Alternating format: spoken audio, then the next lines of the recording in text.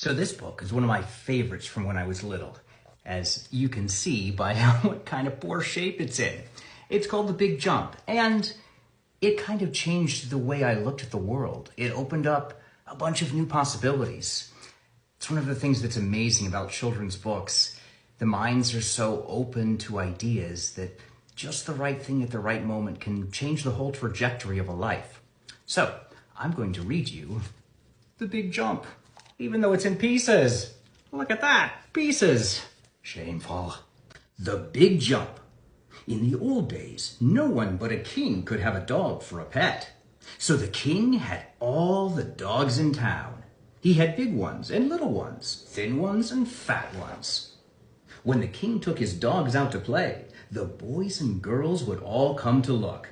Then, one day, a pup ran away from the king.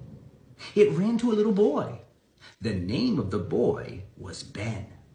Ben bent down to give the pup a pat on the head. "Go back," he said. "I am not a king. Go back to the king." But the pup gave Ben's hand a lick. It would not go back to the king. "Look at that," said the king. "My dog likes you. It is too bad you were not a king. If you were a king, you could have this dog." "How I wish I could have it," said Ben. "Could I be a king? What do I have to do to be one?" The king laughed. "Oh, a king has to do lots of things," he said. "For one thing, he has to know how to do the big jump." "The big jump?" asked Ben. But the king was gone. Then Ben saw him way up high on top of his palace. "How did you get up there?" asked Ben. "All kings can jump like this," said the king. "If you could jump up here, you could not be a king, but you could have the dog." Then the king came back. He looked down at Ben. "Would you like to have that dog?" he asked. "Yes, I would," said Ben. "Well, you may take him home with you for one day," said the king. "See how high you can jump, then come back. If you can jump to the top of my palace, you may keep the dog for a pet." "I will do what I can," said Ben. "I will go home and see how high I can jump." When Ben got home, he took some jumps. He could jump to the top of one box. He could jump to the top of two boxes. But he could not jump to the top of three boxes. He and the boxes fell down. Then Ben took a big stick to help him jump. It was a good trick, too. Now he could jump high. He could jump to the top of three boxes, then four boxes. But that was as high as he could jump.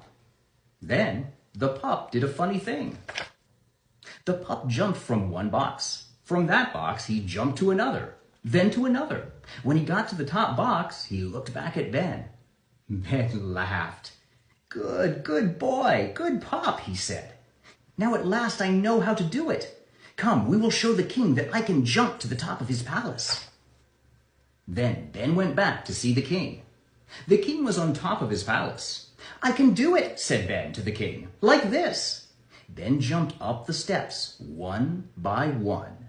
Jump, jump, jump. Step by step to the top of the palace.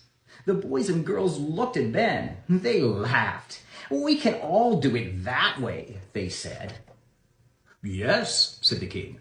"Now you can all do it. Ben showed you how. I did not say that Ben had to do it in one jump." And he did not. But he did jump to the top, so the dog is his. "Oh, thank you," said Ben. "And thank you too," Ben said to the pup. He bent down to shake the paw of his pup. "You showed me how to jump up here. I will name you Jump, and you will be my pet from now on."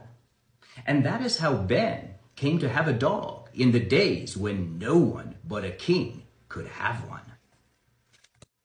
Yeah, it's a simple little story, and it's a pretty simple idea, but when I was a little kid, it made me think of different perspectives, different ways to look at problems, and that changed the way I moved through life. That's what a good book can do.